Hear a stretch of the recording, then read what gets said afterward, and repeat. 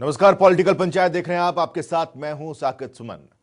Haryana BJP में संगठनात्मक स्तर पर नए दौर की शुरुआत हो चुकी है, जिसमें नवनियुक्त प्रदेश अध्यक्ष ओपी धनखड़ ने लीड रोल में अब इसकी भूमिका उठा ली है। लेकिन इस लीड रोल में यानी कि प्रदेश संगठन के मुखिया के तौर पर जो जिम्मेदारी धनखड़ के कंधों पर आई, वो कई चुनौतियां भी लेकर आई हैं। इसी मामले पर आज लगेगी पॉलिटिकल पंचायत।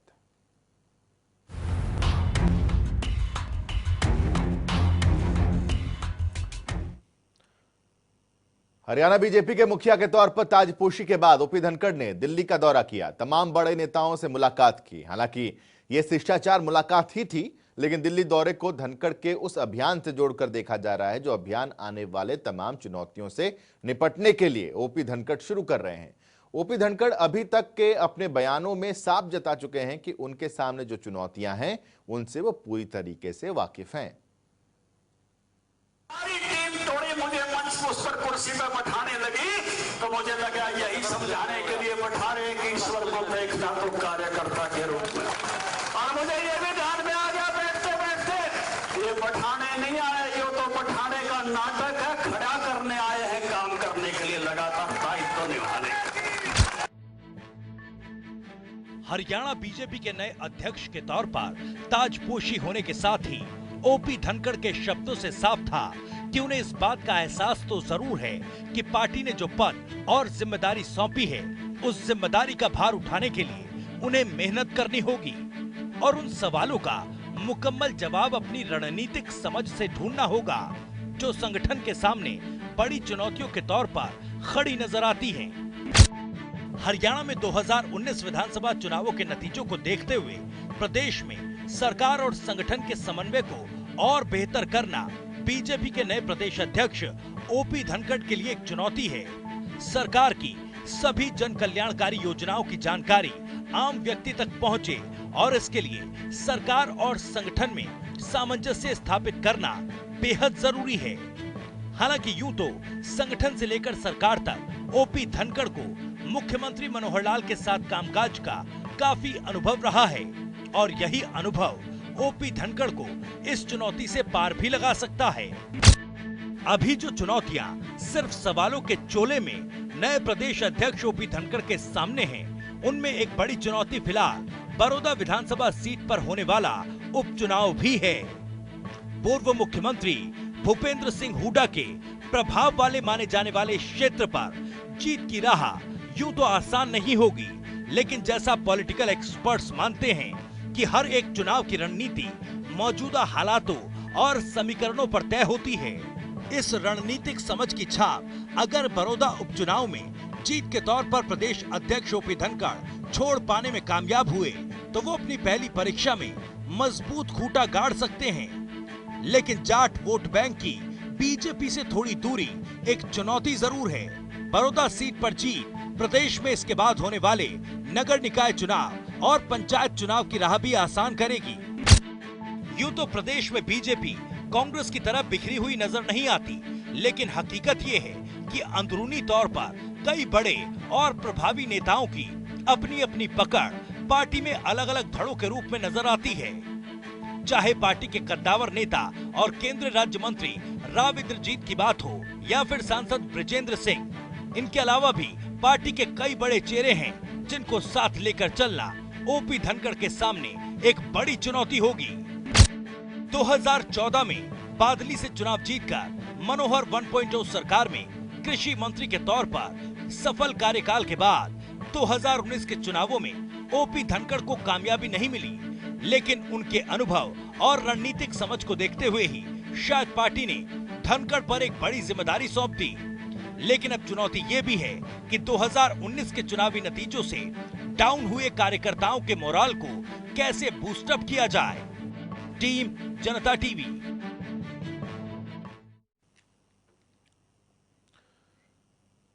चुनौतियां कई हैं, लेकिन दिल्ली दौरे पर मुलाकातों के दौर के बाद धनखड़ का जो अंदाज नजर आया, उस अंदाज ने ओपी धनखड़ के इरादों को पूरी तरीके से साफ कर दिया। टीम की तरफ भी जल्दी बढ़ जाएंगे, तो इसलिए काम पहला यही है कि टीम बने और उस नई टीम के साथ नया जोश और पुराना होश बीजेपी का संविधान भी कहता है कि नए लोग आने चाहिए। ऐसा है कि पहली बात तो यह है कि चुनौती ये भूपेंद्र जी हुड्डा के लिए है, क्योंकि उनकी सीट थी और कैंडिडेट उनके बहुत निकट के थे श्री कृष्ण हुड्डा जी। हमारे लिए तो जीएंट की तरह से ये अवसर बन रहा है, तो उनके लिए बचाना चैलेंज है, लिटमस टेस्ट उनका है। हम उसमें आगे बढ़ पाते हैं तो हमारे लिए ये अचीवमेंट होगी, एक अवसर हमारे लिए आया है। जी, पंचायत की शुरुआत करते हैं। दो खास मेहमान हमारे साथ जुड़े हुए हैं इस वक्त, उन दोनों से तारुफ कराते हैं आपका। भारतीय जनता पार्टी की तरफ से संजय शर्मा जी हमारे साथ जुड़े हुए हैं, बहुत बहुत स्वागत है संजय जी आपका। और बजरंग दास गर्ग साहब हमारे साथ जुड़े हुए हैं कांग्रेस की तरफ से, आपका भी बहुत बहुत स्वागत है बजरंग जी।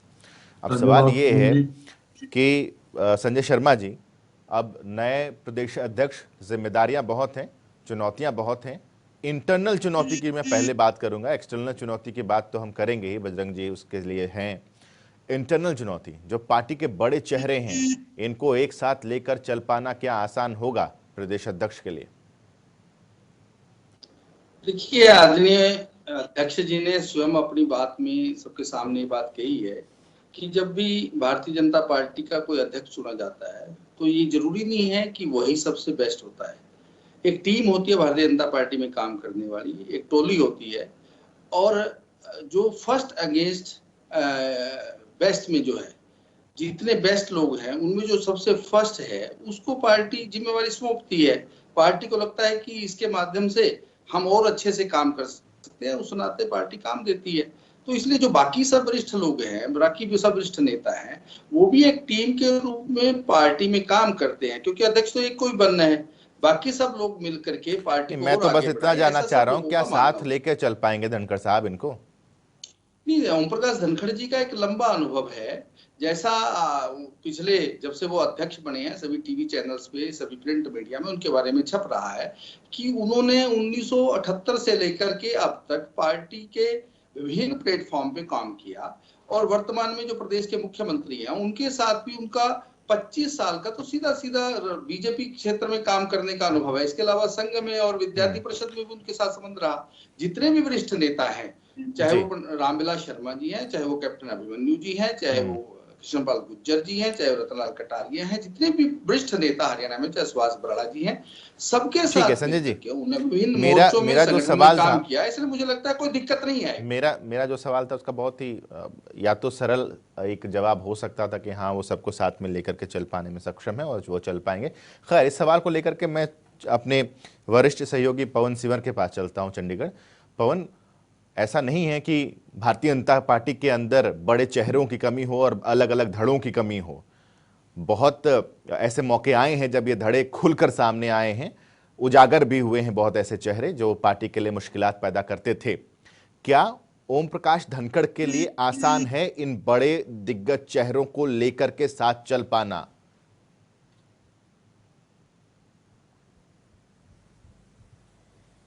बिल्कुल, देखिए, भारतीय जनता पार्टी में हरियाणा के नए अध्यक्ष बने ओम प्रकाश धनखड़ के सामने चुनौती जो है वो कम नहीं है। अनेक चुनौतियां जो है वो उनके सामने रहने वाली है, और अनुभव उनका बीजेपी में लंबा चौड़ा अनुभव है। अभी जिस तरीके से भारतीय जनता पार्टी के प्रवक्ता हमें जानकारी दे रहे हैं, उसके मुताबिक उनका राजनीतिक जो जीवन है एक तरह से अखिल भारतीय विद्यार्थी परिषद से शुरू होते हुए भारतीय जनता पार्टी के किसान मोर्चा के राष्ट्रीय अध्यक्ष तक, और अब हरियाणा बीजेपी के अध्यक्ष भी बने हैं, पिछली सरकार में मंत्री भी थे। लेकिन चुनौतियां जो है वो इस तरीके की है। आप ये समझने की कोशिश कीजिए साकिब कि बीजेपी और कांग्रेस में अनुशासन अलग अलग तरह का है। कांग्रेस में सीधम सीधा जो है वो बयानबाजियां होती है और खुलकर धड़ेबाजी सामने आती है, लेकिन बीजेपी में धड़ेबाजी अगर है भी तो वो एक दूसरे तरह की है। आप ये देखिए, राव इंद्रजीत बीजेपी के सांसद हैं, केंद्रीय जो है वो राज्य मंत्री, लेकिन कब कब कितने जगह पर मुख्यमंत्री के साथ नजर आए या प्रदेश अध्यक्ष के साथ नजर आए, लेकिन गुटबाजी या खुल के किसी भी तरीके से कहीं भी कोई विवाद सामने नहीं आता है। 2019 के चुनाव के आप विधानसभा के चुनाव में टिकट वितरण देख लीजिए। राव नरबीर जो कैबिनेट के वरिष्ठ मंत्री थे, उनका टिकट कट गया। विपुल गोयल जो कैबिनेट के मंत्री थे, और राव नरबीर और विपुल गोयल की ये मानकर चला जा रहा था कि ये दोनों मंत्री आसानी से सीट जो है वो बीजेपी की 2019 के चुनाव में जीत लेंगे, उनके टिकट कट गए। और आप ये समझ सकते हैं कि ये जो टिकट कटे हैं इनके पीछे बड़े जो नेता हैं पार्टी के, उनके बीच में जो तालमेल कहें, उनके साथ उनकी अंडरस्टैंडिंग कहें, उनके साथ उनके जो है वो उनके हिसाब से उनका काम करने का तरीका कहें, तमाम वजह हो सकती है। लेकिन ओम प्रकाश धनखड़ के सामने सबसे बड़ी चुनौती है कि ऐसे जो चेहरे हैं जो 2019 में पीछे एक तरह से छूट गए, पीछे छूटने का मतलब है टिकट कटने के बाद पार्टी से जो है वो मंत्री सरकार में होने के बाद, टिकट कटने के बाद जो है वो अब बीजेपी में संगठन के साथ काम करने की बात लगातार करते हैं। लेकिन ओम प्रकाश धनखड़ उन तमाम चेहरों को अब साथ लेकर कैसे आगे बढ़ेंगे, मुख्यमंत्री मनोहर लाल यानी सरकार के साथ कैसे प्रदेश अध्यक्ष के नाते उनका तालमेल रहेगा, और वो जो चेहरे जो पीछे छूटे 2019 के चुनाव में जिनके टिकट कटे, वो चेहरे क्या एक जो है वो पूरे शिद्दत के साथ पार्टी और संगठन और सरकार के साथ किस तरीके से खड़े हुए नजर आएंगे, ये ओम प्रकाश धनखड़ के लिए चुनौती रहने वाली है कि उन तमाम चेहरों को एक बार फिर उसी एनर्जी के साथ, जिस तरह से वो पूर्व की सरकार का हिस्सा थे, उस एनर्जी के साथ उनको संगठन के साथ जोड़कर आगे बढ़ना है। बिल्कुल पवन, मैं लौटता हूं आपके पास, बजरंग दास गर्ग जी के पास चलते हैं। बजरंग दास जी, जब कांग्रेस के अंदर की गुटबाजी सामने आती है तो चुटकी लेने में बीजेपी कहीं भी पीछे नहीं रहती। अब मौका एक बार आपके पास है कि ओम प्रकाश धनखड़ कैसे इन सीनियर लीडर्स को एक साथ लेकर के चल पाएंगे, क्योंकि चेहरे बहुत हैं, उनके रास्ते भी अलग अलग हैं, इन सबको साथ लेकर के चल पाना, और जो लोग पीछे छूट गए हैं जिनका जिक्र पवन कर रहे थे, कि ऐसे लोग जो जिनको ये लगता है कि वो उपेक्षा के शिकार हो गए हैं, उनको क्या वो साथ ला पाएंगे? सुमन जी, सबसे पहले तो मैं ओपी धनखड़ जी को प्रदेशाध्यक्ष बनने पर बधाई देता हूँ जी। वैसे तो ये पार्टी का, बीजेपी का अपना इंटरनली मामला है जी।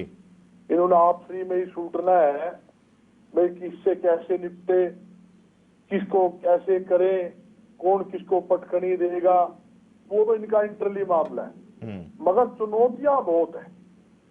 चुनौतियां इस प्रकार की है, आज प्रदेश की जनता आप जिस हिसाब से चल रही है, एक तरफ तो पार्टी के अंदर चुनौती होगी, गुटबंदी आपके सामने है, प्रदेशाध्यक्ष के लिए दुनिया थी लाइन के अंदर, कई सीनियर नेता के रोज नाम आए, तरह बयानबाजी आपकी थी कि फलाना बना दिया, कल या दूसरा बना दिया। आपने देखा अपने केंद्रीय मंत्री गुज्जर जी का भी नाम आया, और अपने अभिमन्यु जी का भी नाम आया, और अपने काफी नेताओं के नाम आए। और आप ये मानते हो भाई प्रदेशाध्यक्ष की लाइन में काफी आदमी थे, मौका मिला ओपी धनखड़ जी को। कुछ यह चुनौती उनकी इंटरली है, कैसे छूटेंगे। मगर आज प्रदेश की जनता, जो प्रदेश की जनता के लिए सबसे बड़ी, जो प्रदेशाध्यक्ष होता है, एक पार्टी का मुखिया होता है, आज उसको प्रदेश के किसान को भी देखना है, व्यापारी भी देखना है, आम जनता भी देखनी है। आप देखिए आज हरियाणा में बेहताशा बेरोजगारी है, बेरोजगारी में नंबर 1, लाइन ऑर्डर की स्थिति खराब होने में नंबर 1, व्यापार में उद्योग आज पिछड़ा हुआ पूरी तरह से, लाखों लोग बेरोजगार हो गए। कैसे आप लोगों को रोजगार दोगे, किसानों को कैसे उसकी फसल का पूरा दाम मिलेगा। जैसे धनखड़ जी पहले प्रदर्शन करते थे, कपड़े उतार कर किसानों के लिए, कांग्रेस ने कुछ नहीं किया।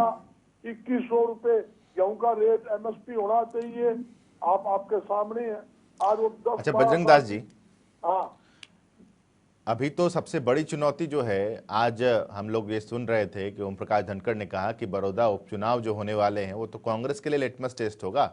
चुनौती तो कांग्रेस के लिए कि अपनी सीट वो कैसे बचाए, हमारे लिए तो अवसर है, बचा पाएंगे या वहां पर हालत खराब हो जाएगी?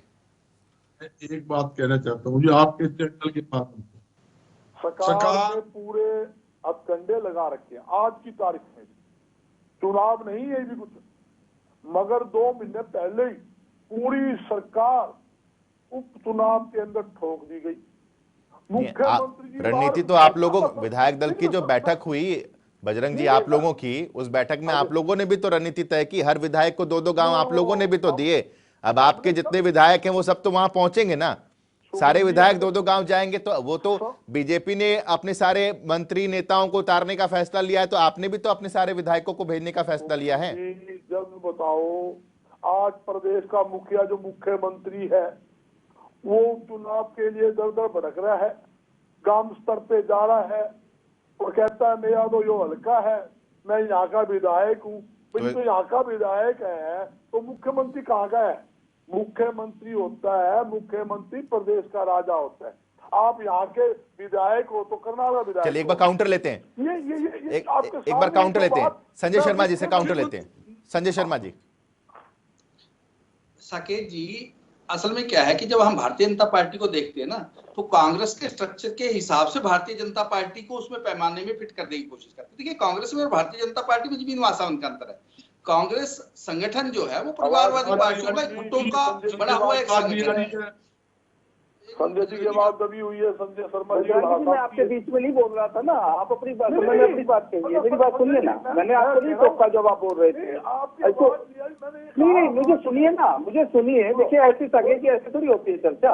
जी जी बोलिए। बोल रहे तो मैं बीच में बोल रहा था, क्या मैं बहुत कुछ बोल सकता था? सुनिए, मेरा आवाज की लिखा आपके बात है।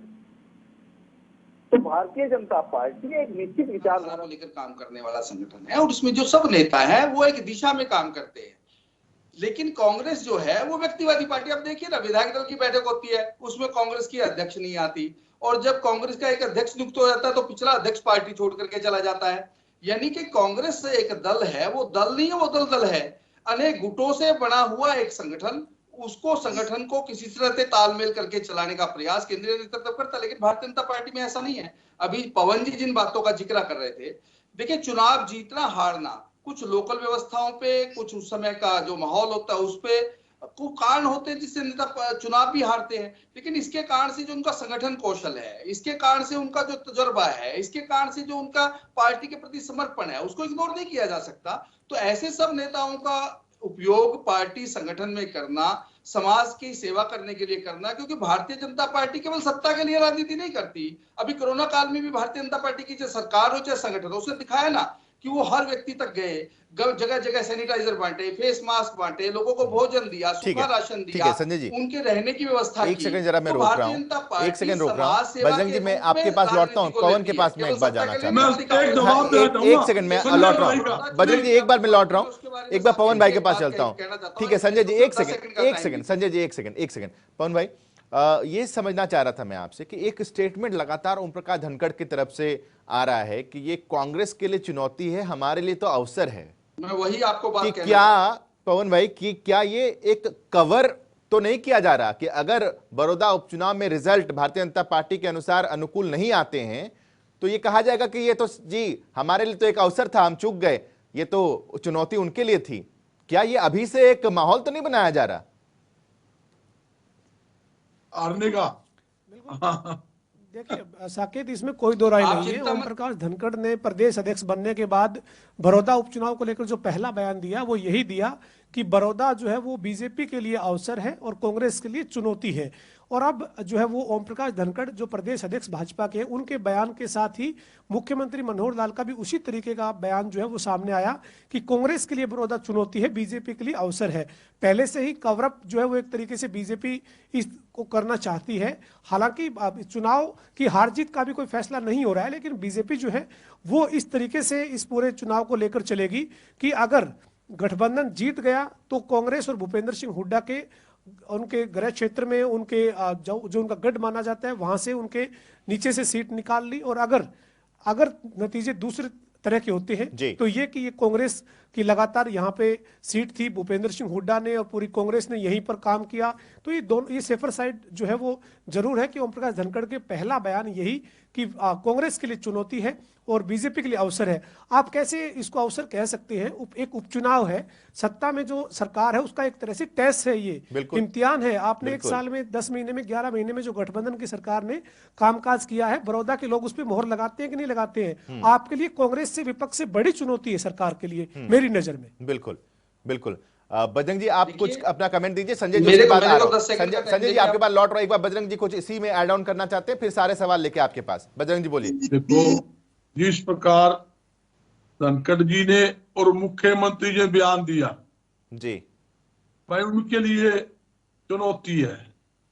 पहला तो ये समझ लो, उन्हें पता है कि वहां कांग्रेस अच्छी बहुमत से जीतेगी, और मैं दावा भी करता हूं एक तरफा कांग्रेस भारी बहुमत से जीत हासिल करेगी, इसमें कोई दो राय नहीं।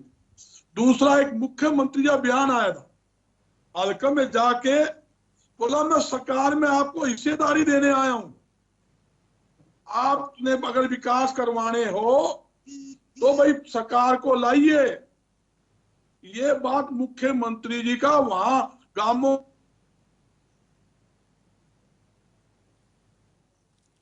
ठीक है कुछ मुख्यमंत्री जी ने इस विधानसभा क्षेत्र में क्या काम किया, मैं यही पूछना चाहता हूं उनसे कि उन्होंने 6 साल के कार्यकाल में एक ईंट तक तो लगाई नहीं। किस बात का आप ठीक है बजरंग जी, अब संजय जी से जवाब ले लेते हैं, संजय जी से जवाब ले लेते हैं। ठीक है बजरंग जी, संजय जी का जवाब लेते हैं। ठीक है, संजय जी का जवाब ले लेते हैं। ठीक है संजय जी बोलिए, बोलिए संजय जी।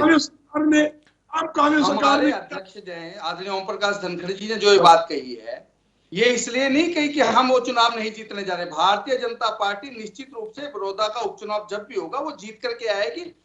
ये दीवार पे लिखी हुई एक बिल्कुल उक्ति है, आप देख लेना। लेकिन कहना ये है कि लगातार 3 बार जहां पर कांग्रेस का विधायक रहा हो, जहां का विधायक भूपेंद्र सिंह हुड्डा के घर के आदमी की तरह का हो, वो सीट जो उनके घर की सीट हो, तो वो सीट अगर कांग्रेस हारती है या उसके लिए बचाने की बात है तो चुनौती उनके लिए है। उनकी 31 से 30 होंगी, हमारी तो 40 से 41 होंगी, हमारी 40 से 39 नहीं होगी। दूसरी बात, कांग्रेस का विधायक वहां पर रहा, लेकिन उसने एक बार भी विधानसभा में ना मुख्यमंत्री जी के पास जाकर, ना किसी मंत्री के पास जाकर उनके क्षेत्र की क्या समस्याएं हैं, उनको किन किन चीजों की जरूरत है, वहां कॉलेज तक तो उन्होंने कोई खुलाया नहीं। जो मुख्यमंत्री 10 साल तक रहा हो, जिसने विकास की बड़ी बड़ी बातें कही हो, अपने क्षेत्र में कॉलेज तक ना खोल पाया हो, तो ऐसी सरकार से आप क्या अपेक्षा रख सकते थे। तो भारतीय जनता पार्टी ने पिछले 6 साल में जो विकास उस क्षेत्र में किया, उसके आधार पर वहां के लोग भारतीय जनता पार्टी को समर्थन देंगे। संजय जी मैं एक बार काउंटर करूं आपको, विधायक को जिताएंगे। तो संजय जी एक काउंटर में करना चाहता हूं, एक काउंटर में करना चाहता हूं। संजय जी एक सेकंड, संजय जी पंचायत में अब ज्यादा वक्त नहीं है, 3 मिनट के करीब है हमारे पास। आप कह रहे हैं कि 6 साल में भारतीय जनता पार्टी ने विकास कराया, आपको एक ईंट नहीं लगाई। आपको एक सेकंड बजरंग जी एक सेकंड आप कुछ दिन पहले विधायक ने वहां की कोई समस्या संजय जी कोई काम लेकर मुख्यमंत्री के पास नहीं गए, अरबों रुपए उस विधानसभा क्षेत्र के अंदर ये आरोप लगते रहे हैं। संजय जी, भारतीय जनता पार्टी ने आरोप लगाए बड़ौदा के अंदर अरबों रुपए सरकार ने। एक सेकंड बजरंग जी एक सेकंड क्षेत्र के लिए कौन व्यक्ति एक सेकंड संजय जी, क्या आप ये कह रहे कि विधायक वहां पर जाएंगे तभी, विधायक काम लेकर के जाएंगे मुख्यमंत्री के पास तभी उस हल्के का विकास होगा? मुख्यमंत्री है वो, प्रदेश आपका है। 2 तरह की बातें होती है, मुझे मैं बताता हूँ। 2 तरह से विकास होता है। लिस्ट देख ली जो है हमारी सरकार ने, आप ये बता दीजिए 6 साल के अंदर बड़ौदा विधानसभा क्षेत्र में सरकार क्या लगाया, सालाना दिया, पूरे साल भर में 20 करोड़ रुपए कांग्रेस का राज। लेकिन विधायक की अपनी प्राथमिकता ही तो होती है, अपने क्षेत्र में क्या क्या काम करना चाहता है, अपने क्षेत्र में उसकी किस तरह की योजना है, वो लेकर के सरकार के पास जाता है। सरकार का जो रूटीन का काम होता है वो सरकार करती है, पानी की निकासी पंचायत विभाग के माध्यम से करती है, वो अन्य जन स्वास्थ्य विभाग से माध्यम से करती है, वो स्वास्थ्य विभाग के माध्यम से करती है। एक बार जरा पवन के पास चलते हैं। पवन आपका कोई सवाल संजय शर्मा जी या फिर बजरंग दास जी के लिए? पवन आपका कोई सवाल? जी पवन का सवाल लेते हैं। बिल्कुल, संजय शर्मा जी से मेरा ये सवाल है साकेत जी, अगर भूपेंद्र सिंह हुड्डा की सरकार में 10 साल में बड़ौदा में अगर सरकारी कॉलेज नहीं बना, तो वो सरकारी कॉलेज क्या बीजेपी ने अपने 6 साल के कार्यकाल में बना दिया? वहां पे कोई एक बड़ी परियोजना, ठीक है बताइए। 3-4 नहीं, मैं संजय शर्मा जी बोलिए, जो पिछले 6 साल में बड़ौदा के अंदर, बोलिए संजय जी बोलिए। उस क्षेत्र का प्रतिनिधि होता है, उसका दायित्व बनता है कि वहां की योजनाएं बनाकर दिखाए। सरकार मुख्यमंत्री ने चाहे पानी बनाने की बात हो, सड़कों की बात हो, इस तरह के रूटीन के काम सरकार करती है।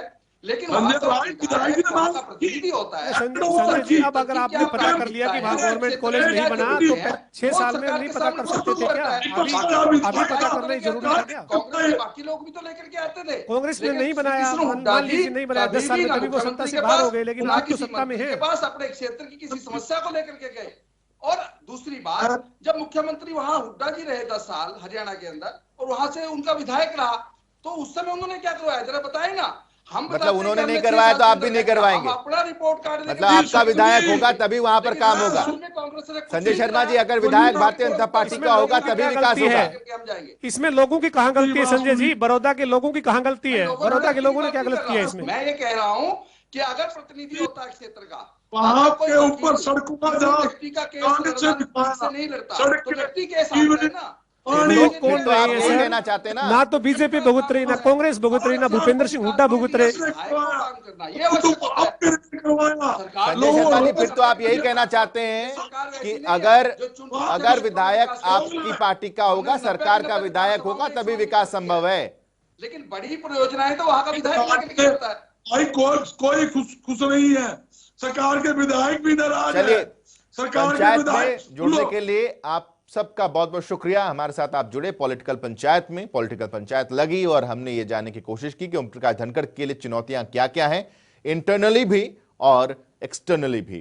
कहां कहां लिटमस टेस्ट उन्हें देना पड़ेगा, ये वक्त आने पर पता चलेगा। पॉलिटिकल पंचायत में आज के लिए बस इतना ही। एक छोटा सा ब्रेक, खबरों का सिलसिला जनता टीवी पर लगातार जारी है।